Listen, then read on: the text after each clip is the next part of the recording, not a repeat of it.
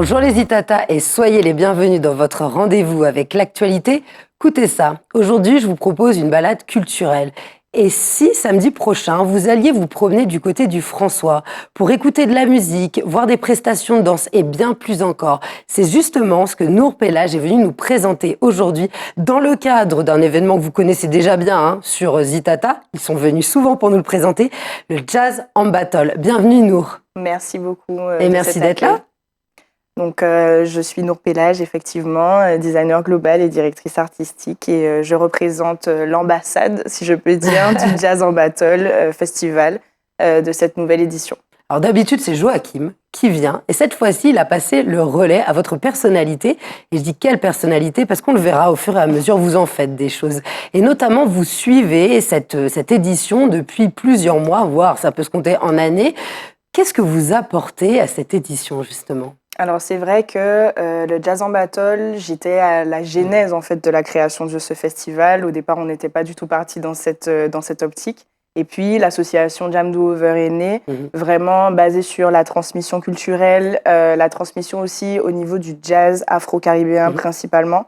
Et puis la sensibilisation à des messages sociaux, sociétaux, surtout l'échange entre les anciennes et nouvelles générations pour vraiment créer ce lien. Donc, c'est ce qui m'a plu beaucoup dans la démarche de Joachim. Et c'est pour ça que depuis déjà 3-4 ans, je le suis dans ses activités, aussi bien activités artistiques qu'événementielles auprès de Patrice Suffren. Alors, la particularité de cet événement, c'est d'être pluridisciplinaire et de transmettre. Tout à fait, exactement.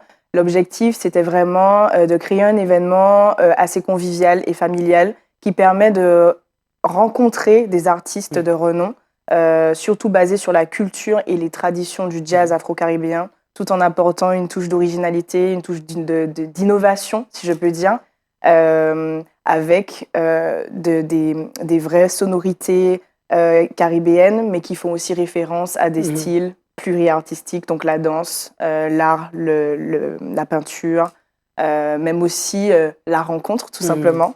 De pouvoir discuter, sachant que cette rencontre se passe entre 15h et 22h. On peut y aller en famille, entre amis, y aller tout seul. On rencontre forcément du monde. Tout à fait. On voit le coucher du soleil. Il y a vraiment une magie qui émane avec des artistes qui vont se produire. Ça se passe en 3 actes, si je puis 3-7. expliquer comme ça, en 3-7. Et à l'intérieur, il y a la fameuse jam où là, il y aura une totale spontanéité créative et où certaines personnes qui arrivent peuvent chanter. C'est génial. Tout à fait. Une scène ouverte où justement on met au centre de la pièce vraiment ce caractère de partage.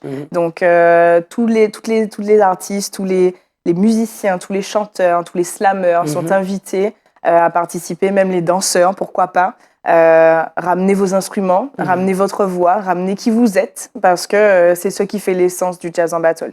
Alors ça sera le 3e set, mais les 2 premiers, ce sont des invités, même des personnes qui sont habituées, 3 hommes, 3 grands musiciens de Martinique, pour pouvoir être là et présenter leur art au public. C'est ça, on aura Michel Alibaud, Thierry Vaton et Arnaud Dolmen qui vont nous faire des prestations inédites, des anciens morceaux, de nouveaux morceaux, vraiment une évolution au cours en fait de la soirée, de l'après-midi, pour pouvoir permettre justement d'ouvrir en fait cette scène après aux nouveaux talents.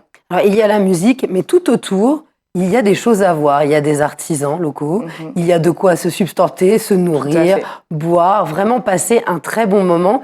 Et puis, il y a aussi des prestations un peu originales, que ça soit la peinture, que ça soit la danse. Il y a aussi une nouveauté. La nouveauté, le salon État, qui va pouvoir accueillir en son sein de multiples associations qui vont permettre d'établir des talks avec des personnes qui ont été plus ou moins sensibilisées à la cause de l'événement. Et puis, on aura un happening peinture où le public pourra participer, ainsi que du body paint réalisé en direct. Alors, c'est bien de sensibiliser tout en ayant la mouvance, en ayant le corps qui participe. On n'est pas là pour transmettre un simple message, on est là aussi pour que les gens soient proactifs. Tout à fait. Quelle thématique avez-vous choisi cette année, cette première édition 2025 ? Cette année, nous avons choisi la thématique des violences et du harcèlement sexuel et sexiste, vraiment pour pouvoir tabler sur l'actualité du moment, tout simplement, parce que de plus en plus, les langues se délient, les corps se libèrent, et ça permet justement d'apporter une certaine connaissance sur cette problématique qui est finalement et malheureusement culturelle, qui vient beaucoup de nos territoires aussi. On le constate partout. Je ne pourrais pas dire réellement combien de femmes autour de moi ont été confrontées et combien d'hommes ont été confrontés à ce genre de violence et de harcèlement, parce qu'il y en a beaucoup. Beaucoup. Voilà. Alors déjà, selon les chiffres du ministère officiel que moi j'ai pu relever, en France, ces violences concernent à 85% les femmes. Donc c'est-à-dire qu'il y a aussi des hommes qui sont concernés, c'est un problème universel. De toute façon, chacun doit y participer et appréhender pour pouvoir sensibiliser. N'empêche que ça reste une problématique où les femmes sont encore victimes en majorité. Et puis, lorsqu'aussi on fait un diagnostic d'après les associations, c'est très régulier d'avoir une femme sur 4 qui va vous dire qu'elle a subi au cours de sa journée, du mois ou de l'année, une altercation avec un homme. Oui, et ça peut être de tout type de violence. Ça peut passer juste à la violence verbale, en allant jusqu'à la violence physique, et j'en passe. Ça peut être très grave, c'est bien évidemment puni par la loi. Et malheureusement, ça reste encore un tabou qu'on essaye vraiment de contrer, si je peux dire, par de telles actions artistiques, bienveillantes, basées sur la guérison des femmes et des hommes, parce que ça passe aussi par là. Si l'oppresseur est devenu oppresseur, c'est qu'il y a forcément quelque chose qui s'est passé, ou il est peut-être né comme ça, on ne sait pas. Et de la même façon, la victime également nécessite une guérison, un accompagnement. Et ce genre d'événement est fait pour ça.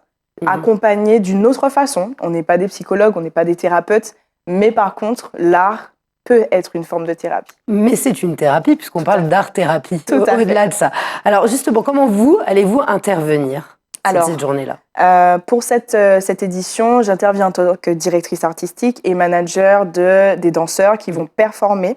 Donc on aura 2 couples de danseurs qui vont pouvoir interpréter un scénario que j'ai coécrit avec Joachim.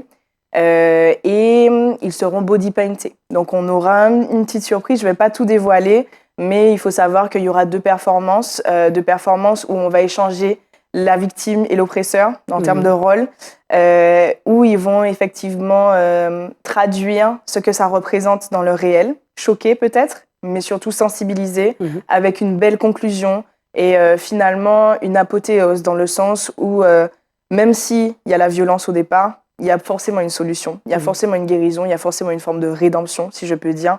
Donc c'est vraiment dans ce sens-là qu'on va essayer d'accompagner le public dans une histoire un peu, je vais dire, dramatique, romantique et pleine d'espoir. Et de prise de conscience aussi. Tout à fait. Puisque finalement, aller voir un spectacle, ça permet d'éveiller les consciences et d'enclencher des discussions entre les gens. On le voit à la sortie du théâtre ou du cinéma, pourquoi pas après l'une de vos prestations. C'est ça, exactement. L'objectif, c'est vraiment qu'il y ait un chamboulement qui s'opère, qui soit positif, négatif. Je dirais même il n'y a pas de négatif ou de positif. C'est surtout qu'il y a quelque chose qui se passe à l'intérieur et qu'on en ressorte vraiment grandi de l'expérience qu'on a pu vivre. Parce que c'est pas juste on est là à regarder un spectacle, on y participe également. Et c'est très intéressant pour vous, puisque vous avez travaillé avec Joachim Desormeaux à côté, donc qui est un homme. Tout à fait. C'est aussi ça, c'est se dire, ce n'est pas juste la vision féminine d'un événement, c'est aussi un homme qui se sent concerné et qui s'implique. Tout à fait, tout à fait. Et on va dire que la plupart des hommes qui sont concernés par cette nouvelle édition et même le Jazz en Battle de manière générale, ce sont des hommes qui ont fait une partie du travail, dans le sens où ils sont déjà dans une démarche de conscientisation et eux-mêmes sensibilisent leur famille et leurs proches à ce genre de violence, ce genre d'harcèlement, ce genre de problématiques sociétales et sociales. Mais la poésie sert à ça aussi. La poésie, c'est pas forcément que pour parler des choses belles, mais aussi pour dénoncer et transformer. Tout à fait. C'est renaître de ses cendres suite à un traumatisme. Alors, on passe la journée là-bas, on arrive, on voit les 3 sets, on peut jouer, chanter si on a un don, sinon regarder, observer, parler, discuter, faire les fameux talks. C'est ça, exactement. C'est bien ça. Rencontrer les associations qui peuvent donner envie de s'engager. Tout à fait. Et puis, pourquoi pas trouver et réconforter des personnes qui sont déjà dans ce genre de situation et qui même se rendent compte au moment T de ce qui leur arrive, pouvoir échanger avec elles, leur permettre d'avoir des bons contacts pour pouvoir elles-mêmes se sentir plus en sécurité, protégées et accompagnées. Alors ensuite, pour se rendre sur les lieux, comment ça se passe et surtout, faut-il un ticket payant ou l'acheter? Alors, le ticket est payant.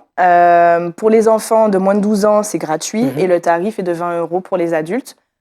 Pour aller sur le lieu, c'est au François, à l'espace Filia. C'est derrière le centre-ville du François, au niveau de la Jetée. Normalement, en mettant un point géologue, en tapant espace filia, c'est puis on verra super du monde simple. de toute manière. Super simple à trouver, vraiment. Venez en body painting, comme ça. Oui, comme ça c'est plus simple, vous êtes dans le thème, ça y est. Exactement, après le carnaval, il doit y avoir des restes, ça tombe très bien.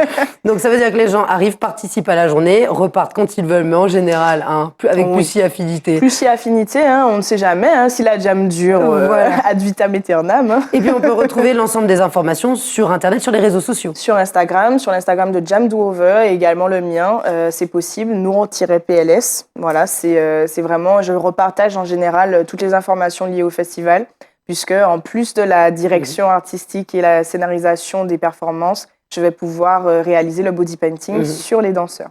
Alors là, vous réalisez le body painting, vous designez, vous dansez. Ce qui est intéressant quand on va sur votre page Instagram, c'est que l'on peut voir l'étendue de vos compétences, que vous vous êtes permise aussi, parce que vous êtes formée, ça ne tombe pas du ciel, c'est quelque chose que vous aviez en vous et que vous avez développé. Quelle est la recette magique, Nour, pour faire autant de choses ? J'ai pas vraiment de recette magique. Je vais dire que dans la vie de tous les jours, j'ai une personnalité solaire et électrique, donc j'ai besoin de faire des choses. Je m'ennuie très rapidement, donc j'ai besoin de polyvalence. C'est pour ça que j'ai choisi le design dans tous ses aspects, parce qu'il y a du design partout et que à partir du moment où on arrive à répondre aux besoins par l'esthétique, c'est la réponse de tout.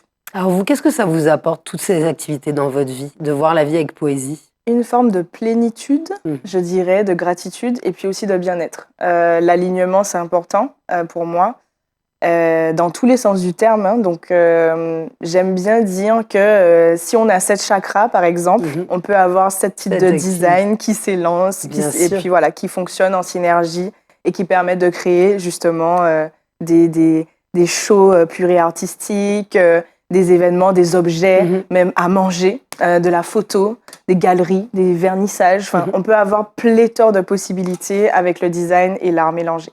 Alors vous faites des partenariats, comme là on l'a vu, avec Jam Do Over, l'association, mais vous êtes aussi à votre compte, vous avez votre entreprise. Donc les Itata professionnels qui pourraient être intéressés par ce que vous faites, c'est aussi l'opportunité de voir, de révéler au monde votre créativité.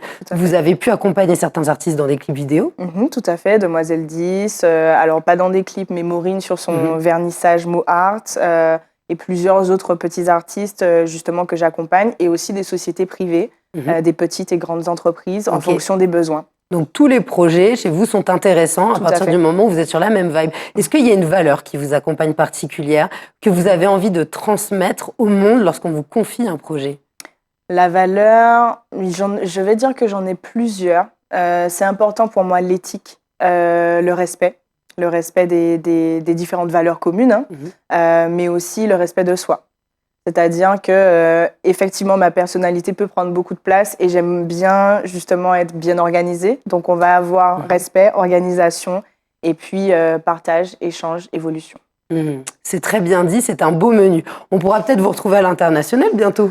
Pourquoi pas, Bon, après, c'était déjà le cas. J'ai juste arrêté certaines prestations à l'international. Je me concentre bien sur mon territoire, ma maison, mon île, parce que je pense qu'il y a énormément de choses à faire avec notre richesse culturelle.